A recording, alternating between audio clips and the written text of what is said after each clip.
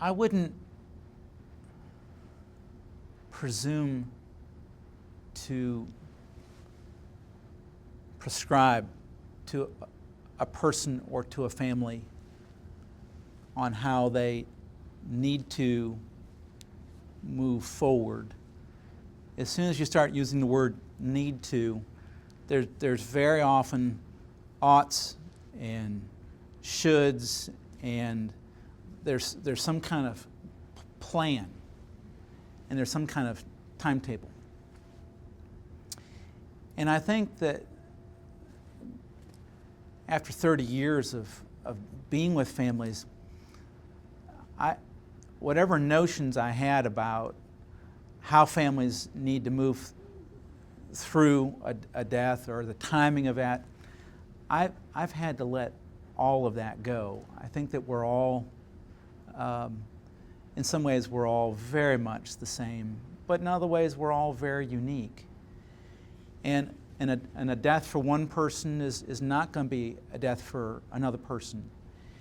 And sometimes people read the literature on death, which I think is very helpful, but they read it in a linear way. You know, you've got a diagnosis of death, or there's going to be a death, so then you go through the anger, the depression, the bargaining, well, not necessarily. Now, I found that most people go through one of those steps, but it's not step 1 and then go to step 5. And it's not like you go from 1 to 5 and then you're done. I very often think that people start, well, I know that you can start with acceptance, and then you retreat back to anger and denial. Or you start with anger and denial, and you get to acceptance, and then around an anniversary, you go back and cycle through again.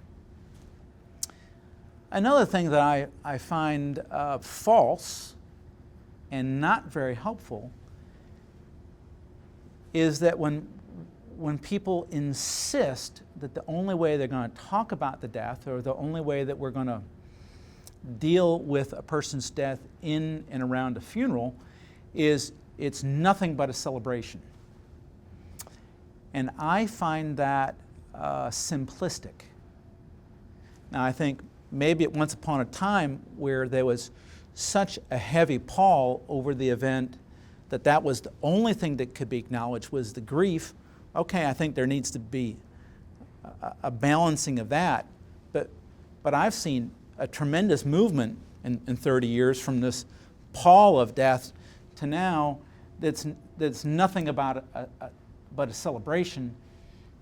And I think that is very rarely the case. That even when it's a person's time, and even when you know it's their time, and even they're ready, they have signed the papers, and they're ready for the journey. So there's no holding them, and it's not complicated, very complicated. You've made the amends you need to make. And yet let's tell the truth. More often than not, you're going to be driving home. This happens for me. At 5 o'clock, I'm stuck in traffic driving home. And that was always the moment I called my mother. She's been dead now for over a year. Once a week, I'm picking up my phone and saying, Mama would love to have heard the story. And then I think, wait, I can't tell her the story anymore. I celebrate her life. I celebrate the things that she did. I celebrate that she was my mother. And I also have times of profound grief. And I think we need to be more open in our culture and more open with our families that it's all there and it all needs to be honored. The celebration and the grief, the maybe moments of regret, and it's mingled up with sorrow. And I can't tell you the number of times people will say, I've got to do the funeral well. I've got to put on the stiff upper lip, or I've got to put a smile on my face, or I've got to talk about the good times. And I'll say, now wait, that's putting a tremendous amount of pressure on you. And my invitation to them is just be honest. Just be truthful. And I found that the people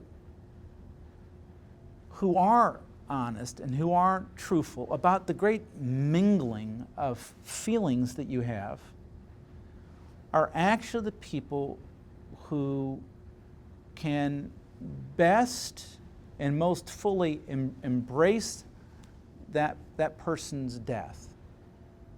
I think the people who think that you can't celebrate a person's life because all you can feel is grief, I think that there's a stuckness in that. But I now see a fair amount of evidence where people insist upon the celebration, and there's a kind of a stuckness in that, and a lot of other feelings become kind of truncated or cut off. And I think one of the things I can do with families as their pastor and as their friend is come alongside of them and just say, let's talk about the whole truth, and entrust the whole truth, all of your heart, to this process, and all of your heart to God. And the process is not a railroad track that you go from stop to stop to stop. That very often it's more circular, and that's okay too. And death, the whole process of death, there's going to be surprises. Some small event is going to catch you completely unawares, and it's all okay. And I think what people do is they've got some voice in their heads, not only around death, but about a lot of other things. There's a little voice in their heads that says, you're bad, you're not doing it in the right way, pull yourself together.